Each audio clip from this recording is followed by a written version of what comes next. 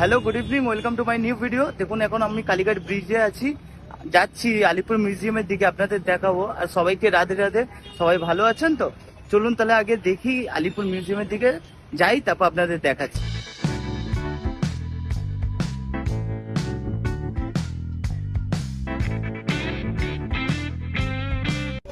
তো গাইজ দেখুন, এটা এখন নতুন ওপেনিং হয়েছে আমাদের এদিকে, মানে আলিপুর মিউজিয়ামের একদম অপোজিটে নতুন ওপেনিং হয়েছে।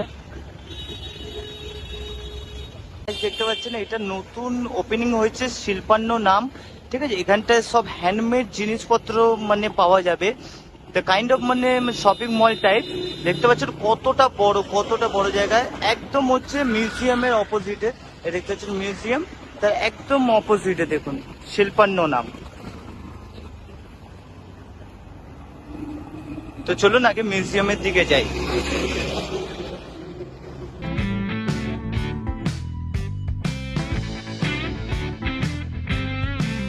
এখন আলিপুর মিউজিয়ামের কাছে চলে এসেছি, চলুন তাহলে একটু ঘুরে দেখাই। দেখুন এটা ফ্রন্টের গেট, দেখুন এটা ক্যাফেটেরিয়া।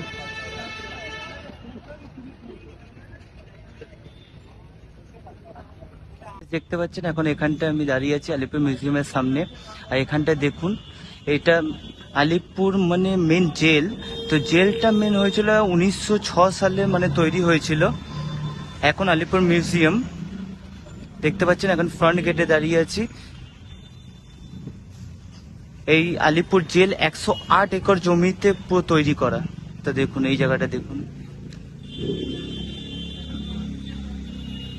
তো গাইস দেখুন এই যে আলিপুর জেলে তো আমাদের মানে দেশের ফ্রিডম ফাইটারদেরও রাখা হয়েছিল, যেমনি হলো জওহরলাল নেহরু, সুভাষচন্দ্র বোস, ডক্টর বিধানচন্দ্র রয়, তারপর হলো দীনেশ গুপ্তা, আরো অনেককে রাখা হয়েছিল। আর এখান দিয়ে 2019 সালে হচ্ছে আমাদের আলিপুর জেল হচ্ছে মানে শিফট হয়ে গেছিল বারুইপুরে। এখন আপাতত বর্তমানে এখন হচ্ছে আলিপুর মিউজিয়াম। তো চলুন আরেকটু ঘুরে আপনাদের দেখাই।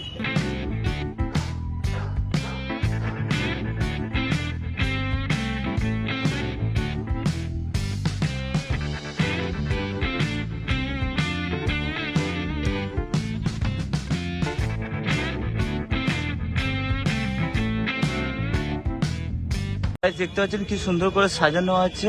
তো বলে এটা 116 বছর পুরনো বিল্ডিং। দেখুন কত দূর অব্দি লাইটিং করা আছে এখানটায়। এখানে দেখুন